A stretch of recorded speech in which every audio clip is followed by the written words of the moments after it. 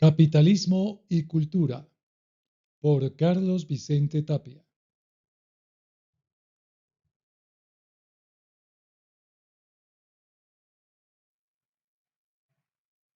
¿Sabías de dónde viene la palabra capitalismo? Obviamente de capital, pero capital a su vez, ¿qué etimología tiene? Aunque pocos lo sepan o tal vez no lo intuyan sino unos cuantos, capital tiene que ver también mucho con capitel, es decir, aquello que está en la parte más alta de una columna o de alguna construcción. De hecho, en el idioma inglés, mayúscula se dice capital, la letra capital. Siempre es lo capital o el capital, aquello que tiene que ver fundamentalmente con una distinción, con algo que agrega más valor del tradicional, acumulación de poder en los intercambios, no solamente económicos, sino también simbólicos, que constituyen, con la base cultural, toda civilización. El capital que distingue a otras personas y que forma el capitalismo como modo de producción, ha tenido, sin embargo, un protagonista fundamental, o mejor dicho, una protagonista, una clase social que evolucionó de los comerciantes y de los sectores intermedios de la Edad Media, del feudalismo, aquellos mercaderes que se hacían con sus tenderetes en torno a los castillos feudales y que con el paso del tiempo, muchos de ellos, no vamos a caer aquí en el estereotipo racista, eran judíos, acumularon riqueza monetaria principalmente, con la cual después fueron pagando de manera gradual, sobre todo en la Baja Edad Media, a numerosas aventuras de los señores feudales. En esa Baja Edad Media, ya decayendo el feudalismo, todos estos mercaderes fueron tomando cada vez más posiciones de poder, precisamente porque tenían la riqueza monetaria, la cual habían ido forjando con la compraventa y fundamentalmente con la usura sobre el interés que comenzaban a prestar a los varones, duques, príncipes, condes y toda la clase señorial que formaba la aristocracia medieval. Es esta burguesía, que de ahí viene, burgo quiere decir tienda, estos tenderetes que se hacían en torno a los castillos feudales en las ciudades medievales, es lo que da pie precisamente a que se forme la burguesía, una clase que es esencialmente comerciante, mercantil, que fundamenta después su poderío no solamente en la acumulación de dinero, de moneda, sino igualmente establece el predominio, la hegemonía de las transacciones por las cuales todos los bienes y servicios necesarios se convierten en mercancías, mercancías que se intercambian precisamente por ese nuevo símbolo de valor que es el dinero. Dinero que en gran medida ellos han ido acumulando a través de los siglos y, como ya dijimos, particularmente a través de los siglos terminales de la Edad Media. Cuando muere el feudalismo, y no muere de golpe y porrazo, sino gradualmente, es a través de dos procesos históricos fundamentales: la revolución industrial y la revolución política, que particularmente es importante en dos países. La Revolución Francesa, de la que tanto hemos conocido y oído hablar más frecuentemente, pero antes de ella y conjuntamente con la Revolución Industrial, la Revolución Inglesa, particularmente entre los siglos XVII y XVIII, cuando comienzan fundamentalmente a avanzar procedimientos innovadores, surgidos precisamente de la necesidad de estos nuevos intercambios comerciales, centrados sobre todo en las ciencias aplicadas, en la física, en la química, en la energía. Recordemos que toda matriz civilizatoria tiene que ver fundamentalmente con lo que es el concepto de materia y energía, la manera como se procesan las materias que satisfacen necesidades humanas y el uso que de la energía esencial para hacer esos procedimientos se tiene en cada etapa histórica. Es pues el capitalismo, hijo directo de la burguesía y sobre todo de la constitución del mundo como un mercado que genera no solamente un modo de intercambio económico, sino también, y concomitante con ello, toda una cultura, que es la cultura de la burguesía, la cultura del capitalismo, sustentado en la innovación, en la globalización y en el consumismo. Un papel fundamental que tiene para la sociedad ya propiamente moderna el capital y el modo de producción que conocemos como capitalismo. Profundizar un poco más acerca de estos aspectos propiamente culturales es lo que presentaremos a continuación.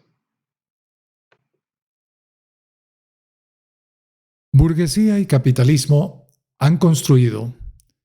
en los últimos 2 siglos y medio, casi 3, un tipo de cultura que muchos llaman la cultura occidental o cultura moderna. Las características esenciales de esa cultura a lo largo de estos siglos, pues prácticamente ha sido el fundamento de nuestra educación, pero sobre todo de nuestra vivencia. Las personas que hemos nacido particularmente en el hemisferio americano y concretamente los latinoamericanos, que estamos interactuando mucho más cercanamente con lo que es el modelo norteamericano de vida, el American Way of Life, sustentado en la industrialización, en una agricultura cada vez más tecnificada,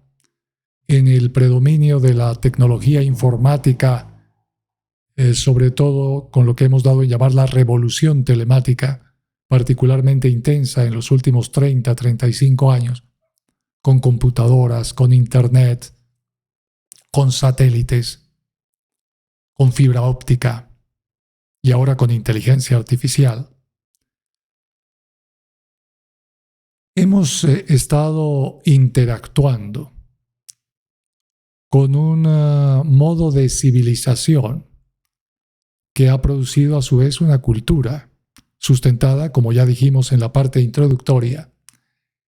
en un esquema existencial basado en la mercantilización. Esa mercantilización hace que necesariamente todo se convierta, como su nombre lo indica, en bien transable, en mercancía. Y no solamente se transforman en mercancías bienes y servicios materializables. La mercancía fundamental que reproduce de manera ampliada más y más capital es incluso el propio ser humano. Y diríamos, más esencialmente, es el ser humano. Sobre todo con el desarrollo de la tecnología de comunicaciones. Hace aproximadamente unos 90 años, particularmente con la expansión no solo de la prensa, sino de la radio y posteriormente de la televisión, comenzó la expansión de esa mercantilización en todo el planeta, lo que hoy llamamos globalización, que tuvo, digamos, su prehistoria, entre comillas, entre 1930 a 1940. Vienen los años de la Segunda Guerra Mundial y el marketing, el mercadeo, después de la segunda posguerra, comienza a consolidarse como una parte fundamental de la vida cotidiana del hombre. Hay grandes comunicólogos, o sea, teóricos de la comunicación, como Marshall McLuhan, que desarrollarán una serie de teorías que sustentan precisamente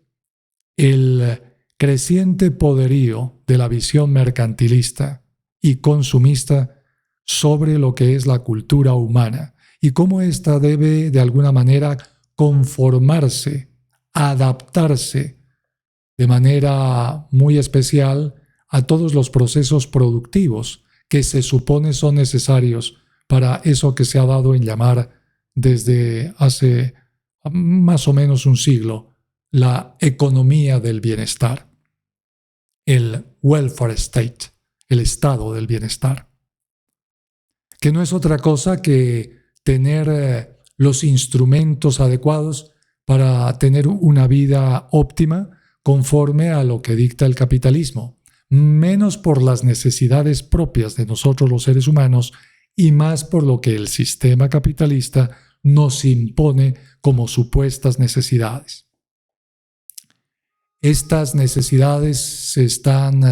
basando cada vez más en un tipo de bienes y de servicios, que ya no son tanto los bienes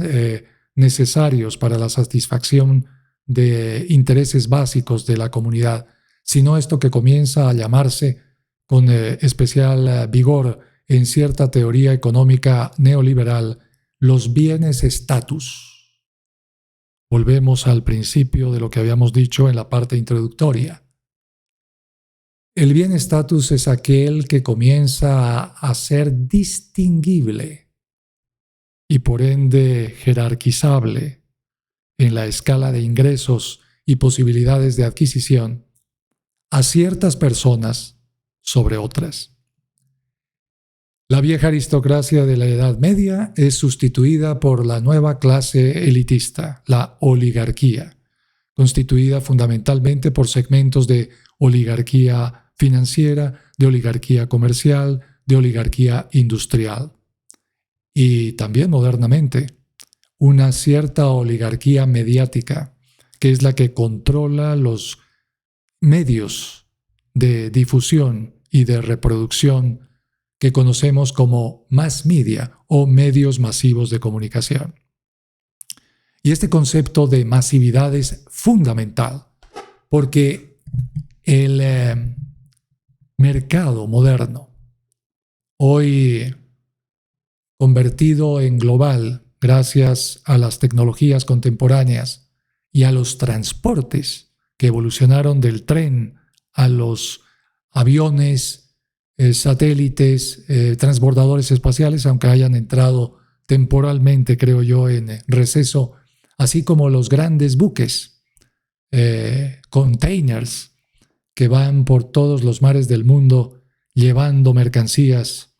y aportando su granito de contaminación a los pobres océanos, con lo que se retroalimenta lo que hoy conocemos como calentamiento global. Se permite con ello la gran revolución que ha hecho que el consumo se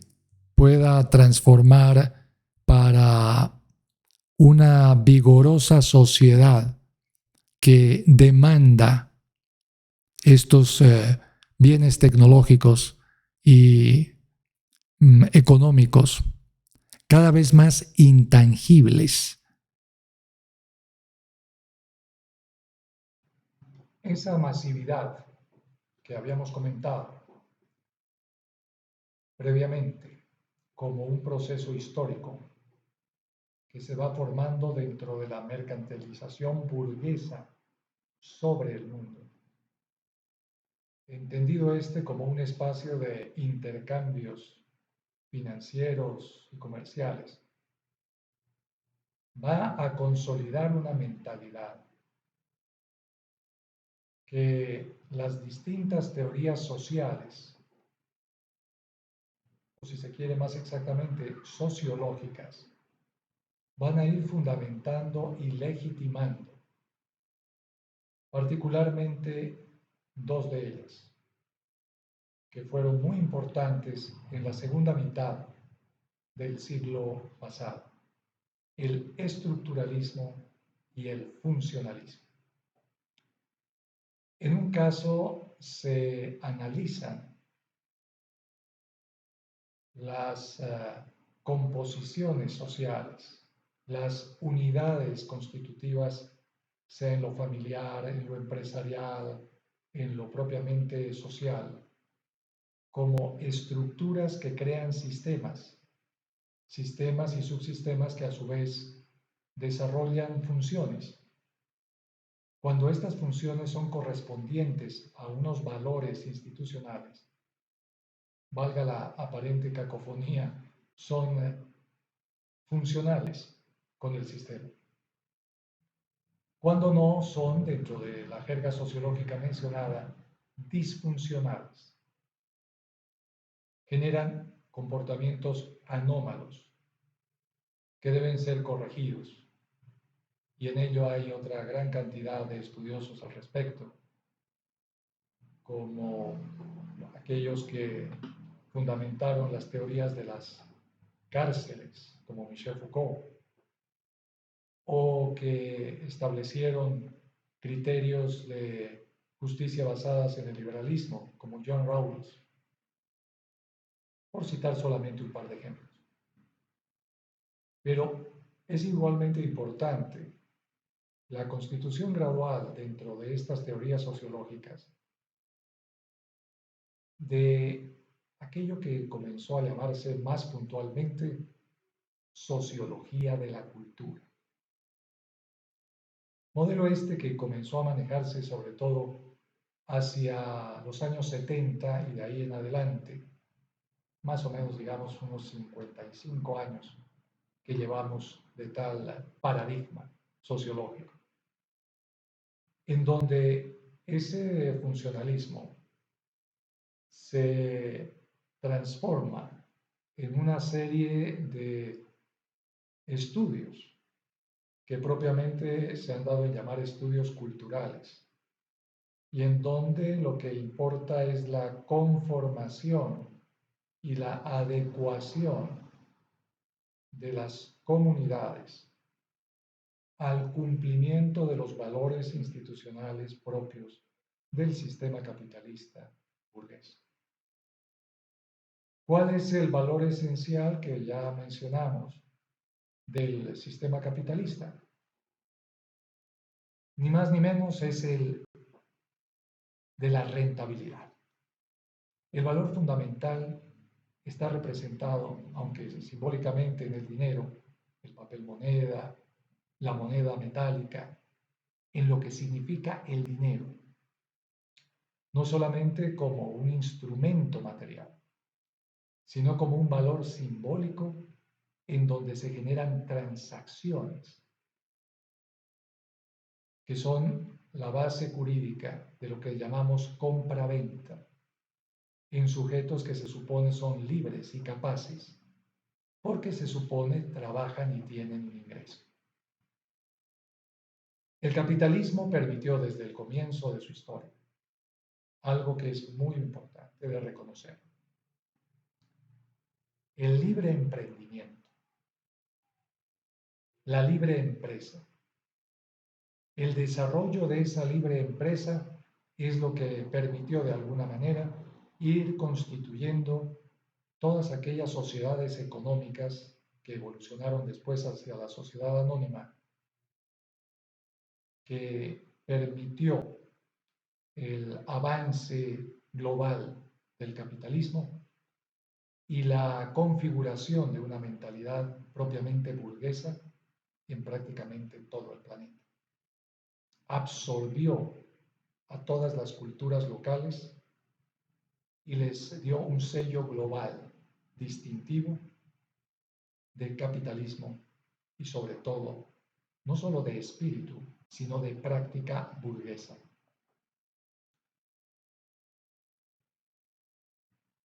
Actualmente, lo que estamos observando es que desde más o menos los últimos 35 años, con el consenso de Washington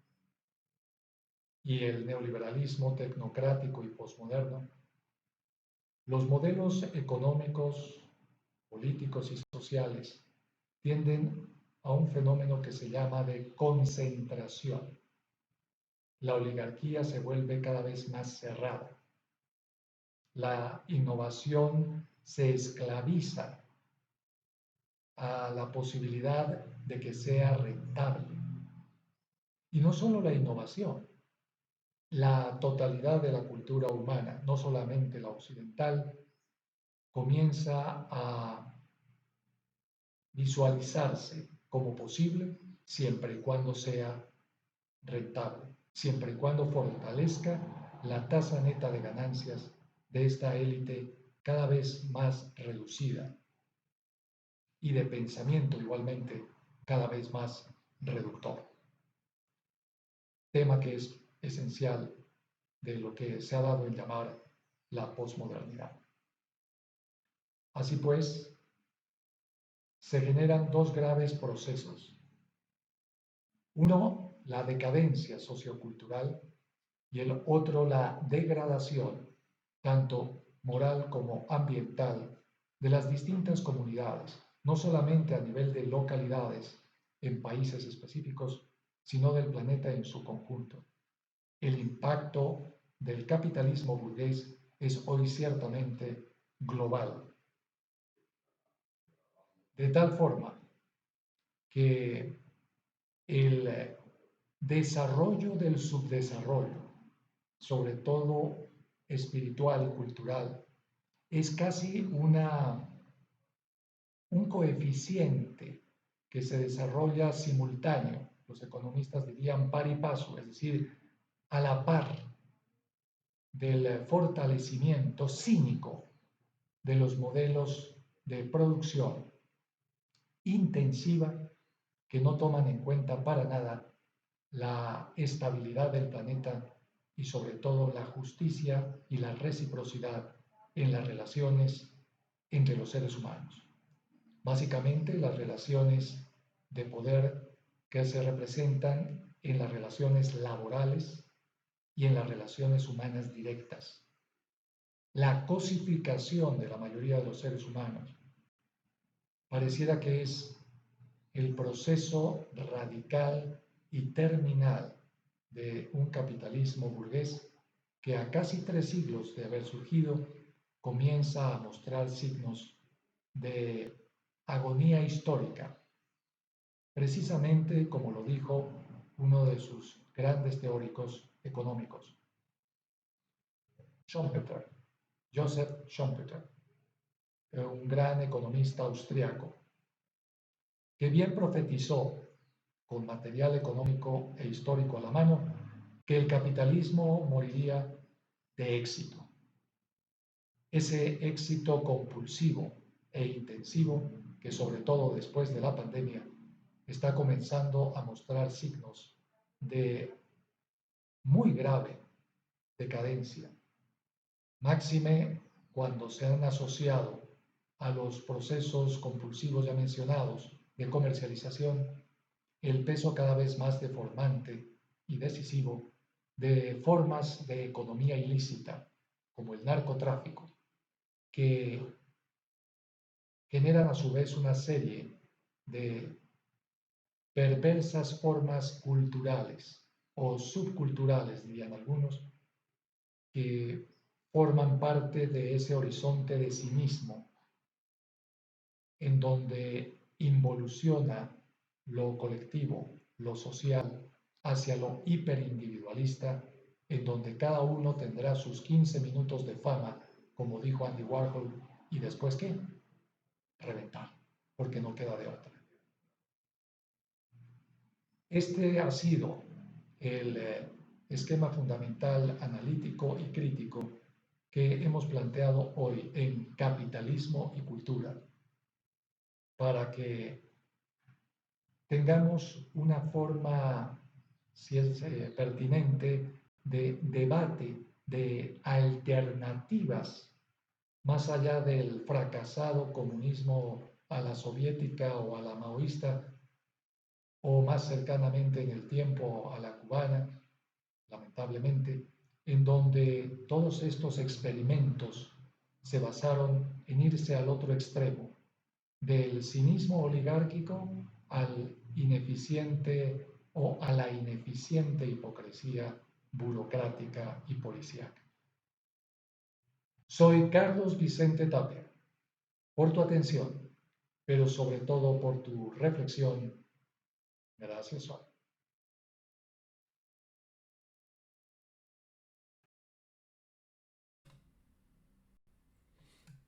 Si te gustó, suscríbete